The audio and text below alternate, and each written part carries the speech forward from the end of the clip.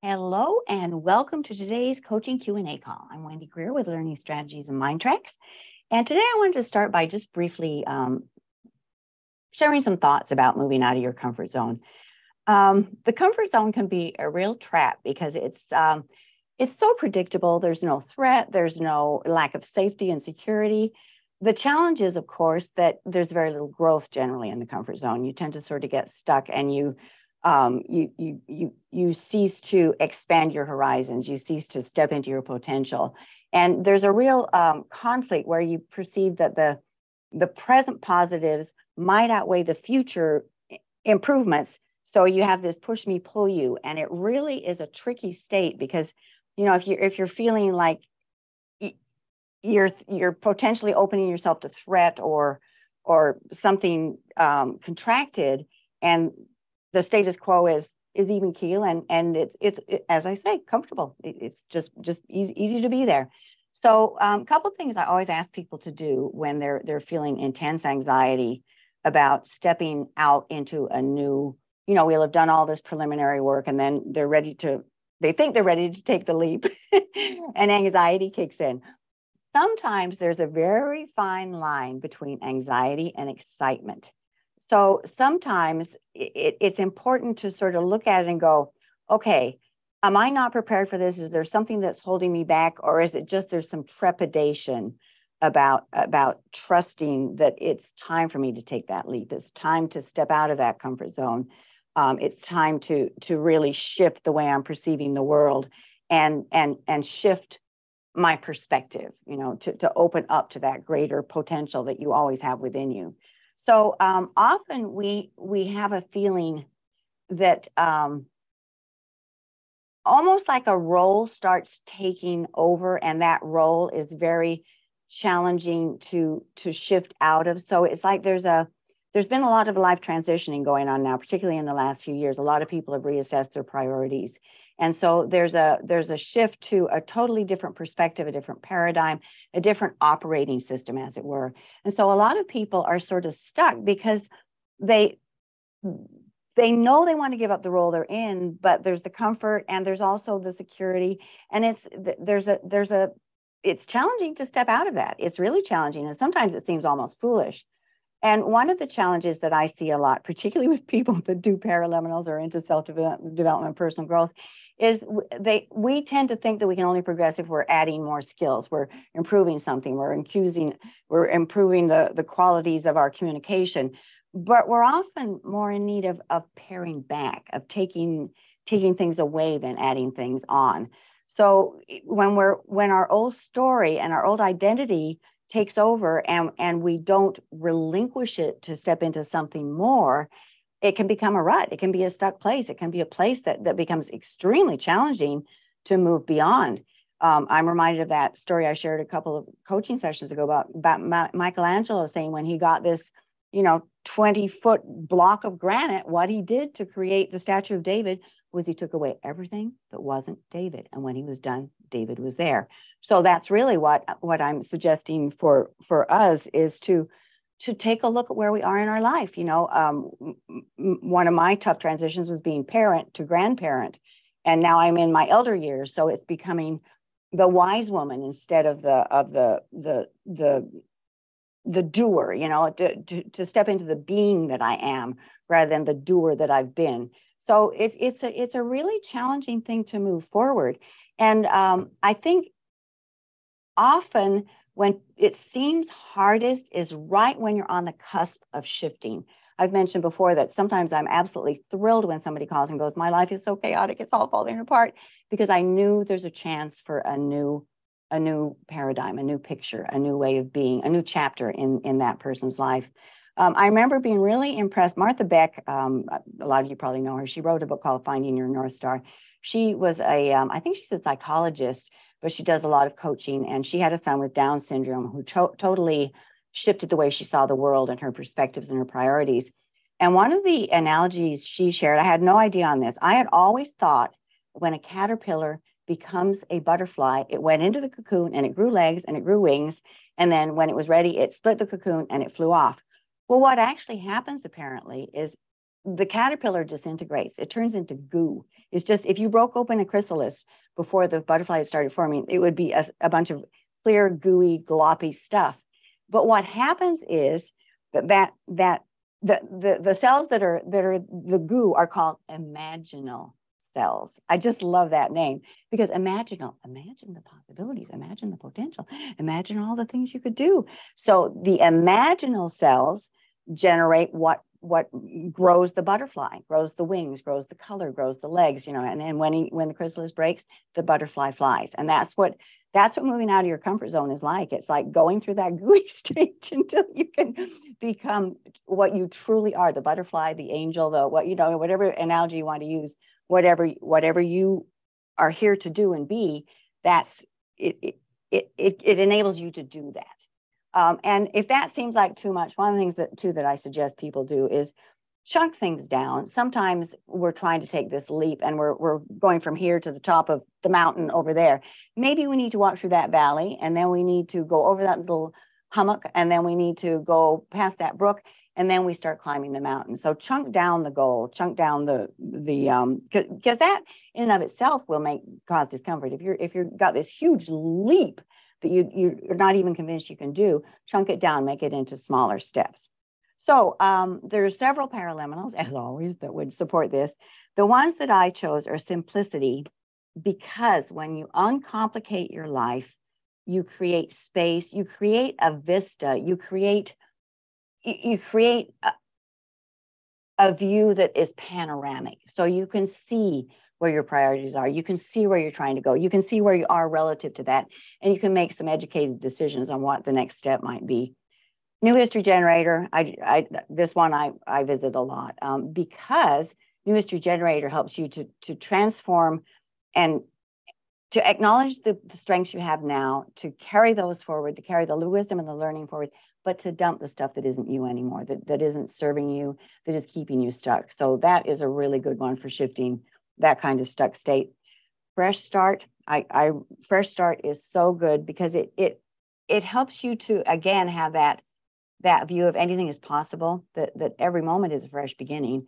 You know, what kind of butterfly do you want to be? What color do you want your wings to be? You know, how you know, are you going to be one of those little short hop ones? You're going to be one that flaps and sort of almost soars, you know. So fresh start is good. And fearlessness, because when you're in a state of courage, your options open up. When you're feeling courageous, when you're feeling like you have the wherewithal to shift what's going on, to shift what's happening around you, to shift your own persona into a more expansive, fulfill your potential. Sort of you're becoming tuned in to the infinite possibilities that always surround you.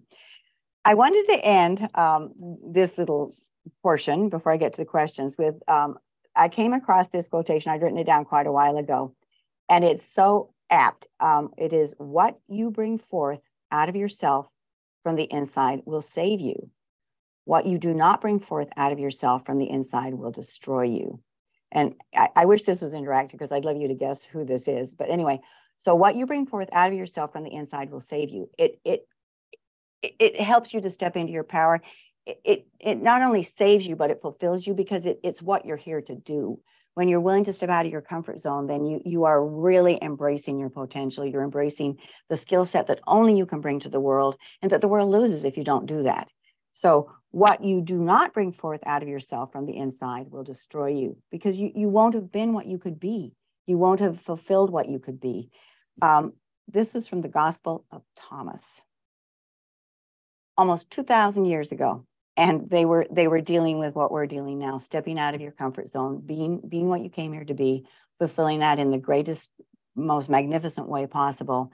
And to do that, you sometimes have to take the leap of faith. One of the descriptions I like is, a leap of faith is trusting that when you take the leap, either the ground will rise up to meet you or you will fly.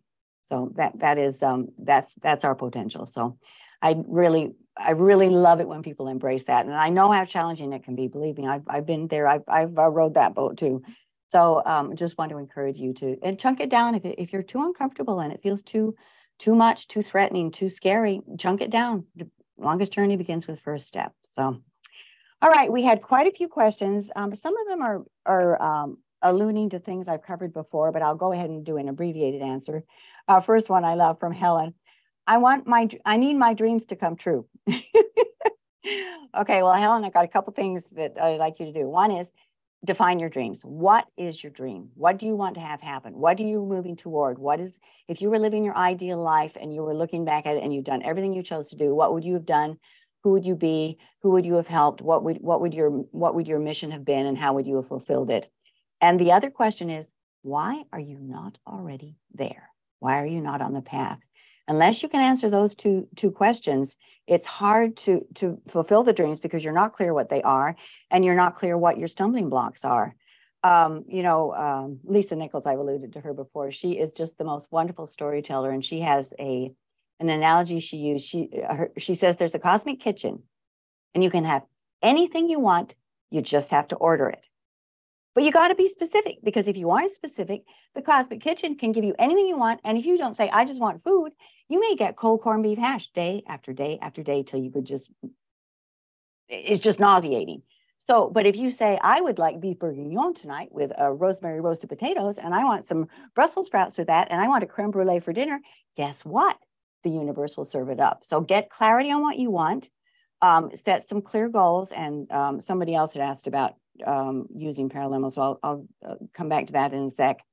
For you, I would probably suggest self-actualization and self-growth, or finding yourself, because they both will help you tune into where you are on the path, where you want to be, what is self-actualization for you. If Helen is Helen in her truest and most complete form, what is she doing? Who is she being? So, and then finding yourself, of course, is finding where you are now, and what your potential is, what your skill sets are, what your qualities are, and putting those out into the world. So I'm going to jump up to, because this connects directly with Helen's, somebody asked how to set goals and how and why they work. Okay, paraliminals are very personal, so I can't give you a cookie cutter answer. I tend to like to meditate in the morning. I like to do my paraliminals later in the day, and I love doing one before bed because I often have really interesting dreams that are very insightful. So frequency, there are general guidelines in the FAQs that come with each paraliminal, but you've got to make it yours. You know, those are guidelines. They're not written in stone rules. They're guidelines. So adapt them to what works for you. How to set goals, stated in the positive, is what you want more of. I am, I now, I choose, I am grateful for. Something that makes you step into the power, that makes you in control. It needs to be present tense, something you want more of. If you can build an action into it so that you're making it dynamic, and a feeling, because one of the things I notice over and over with people that aren't doing very well on achieving their goals is there's no emotional connection. It's an academic goal. It could belong to anybody walking down the sidewalk. Make it yours, that when you read it, it just, oh, yes, you almost get goosebumps on your arms. So it's really important that you set a clear goal. The reason paraliminals work so well is, left brain, right brain, you're stimulating both because you got the two messages going. Your conscious mind has trouble staying engaged. So you're accessing the power of the other than conscious. So you're getting access to all your wisdom, all your memories. I think you really connect with the quantum field. You connect with knowledge that you don't even realize you have access to. And it's 24/7. It never turns off. So it's just a powerhouse. I mean, I still, as I've said multiple times, I've been coaching almost 20 years here. And I still sometimes will go, whoa, that was pretty astounding. So they're great tools. Okay, someone asked, when the same limiting beliefs or structures from the past keep coming up, no matter how much work you might have already done, what is the best approach to finally clearing the path and moving forward? Okay, couple of things. When the same things are turning up over and over and over, I always suggest people check a couple things. One is for a values alignment. Are you sure that what you're trying to generate is yours to generate, or did somebody else plant the seed and you're just trying to fulfill it for them? Because it's really important that you be activating what you value, what is an integral part of you. Your core values are being expressed and fulfilled. So that's important. The other is sometimes a limiting belief keeps coming up because at some point in your life, it has generated some wisdom and some learning that you have not integrated yet. You aren't carrying it forward. So you're trying to dump the pearl with the oyster. You need to take the pearl out before you can dump the detritus, the stuff you don't need. So, and this is going to be maybe a little bit of a stretch for you, but gratitude is really good because it helps you tune into the gifts. And what I would build into your intention with the gratitude paraliminal is something along the lines of, I want to understand the wisdom. I want to understand the learning that has happened as a result of this belief. I want to understand if it's still serving me somehow. How could I fulfill it in a different fashion? So that would be a good way to approach it. The other one would be belief, because belief is really, our beliefs run our lives. And if it's showing up over and over, there may be some kind of insight, that you'll get from the belief paraliminal. So I think I would probably visit those two for that topic. There isn't a question here, so I just want to make a comment. Update on the question I asked last week. I asked about pauses and setbacks. You were right. I changed my intention for the paraliminal accelerator.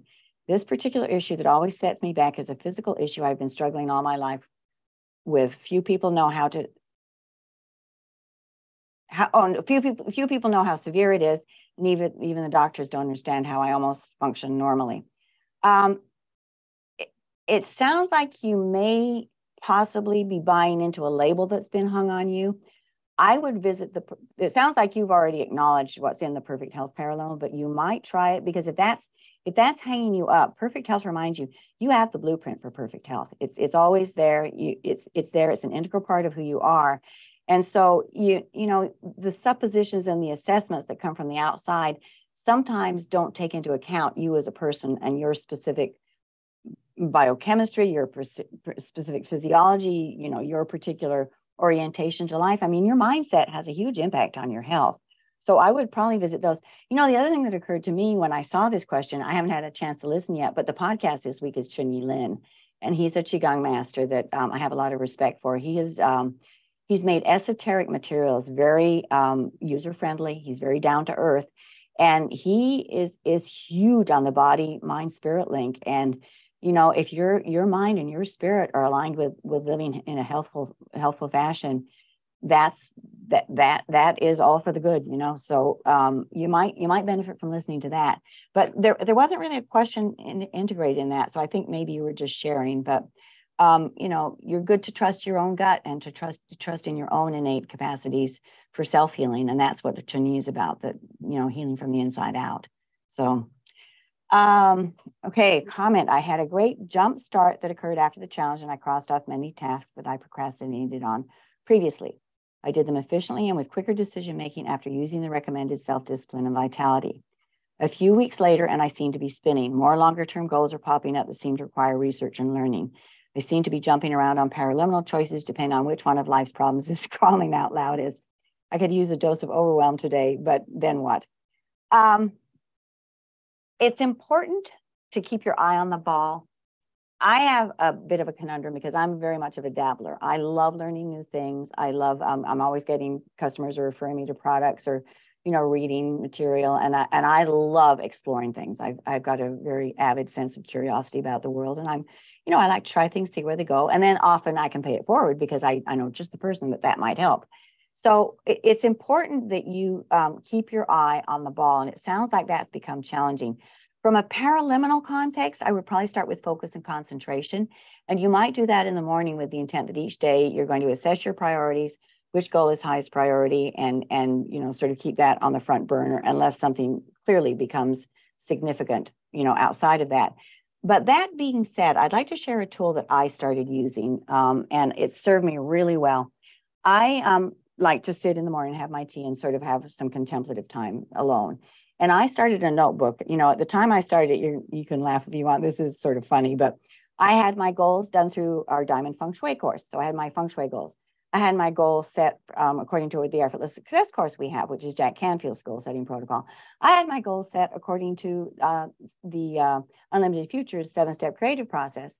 And talk about feeling like all this stuff was coming at me. It was the same goals, but it was different perspectives and different ways of looking at it.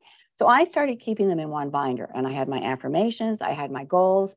I do an annual review, and then I would build that in. So for this year, this is what I'm hoping to accomplish. When you have that all written down and in front of you, it's a lot easier to see the priorities, to see the patterns, to see what is clearly a higher value issue right now than that. You know, that you might be able to actually delegate some of them or dump them. What I want to talk about next time is the power of journaling, and part of that context is when things are written down, you can see patterns. You can see far more clearly. And there's something about writing goals down too. It's almost like you're making a contract with yourself, and that makes it something you need to step up to the plate and fulfill. And, you know, keeping it here is all well and good, but sometimes I just need to dump it. I just need to get it on paper. And that's what this journal that I keep that I view in the morning, you know, sometimes I hit the ground running. I don't have time, but I generally come back to it the next day. And it's almost like I have my own coaching compendium, you know, that I can consult at any time. And okay, that one isn't so, yeah, this one today, this one. So it might help you to write it down, you know, go through the sort of logical step of itemizing, you know, and then reiterating, you know, and then pull out each day what's on your to-do list, as it were.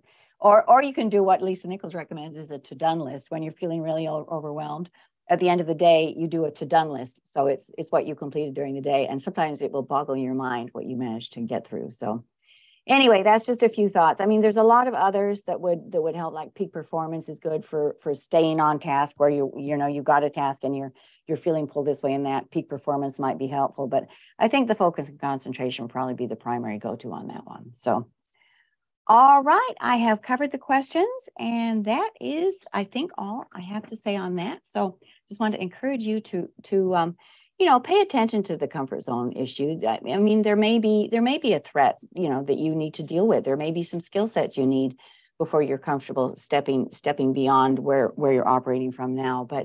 But try your darndest to keep your vision open. Don't get tunnel visioned and locked into this is the path and this is the only path and this is the way it is, because there are all kinds of peripheral paths. And once we open up and allow ourselves to see those, you know, we can make some educated choices, and we might see, you know, like that mountain over there might be a path we didn't see before that is already groomed and just takes us right where we're trying to get to. So pay attention and stay open, because you have everything you need within you. You just need to create the space and the quiet and the contemplative time to hear it and to bring it forward into the world. And we all need it. You take care, lots of love, and I will see you again next week. Bye for now.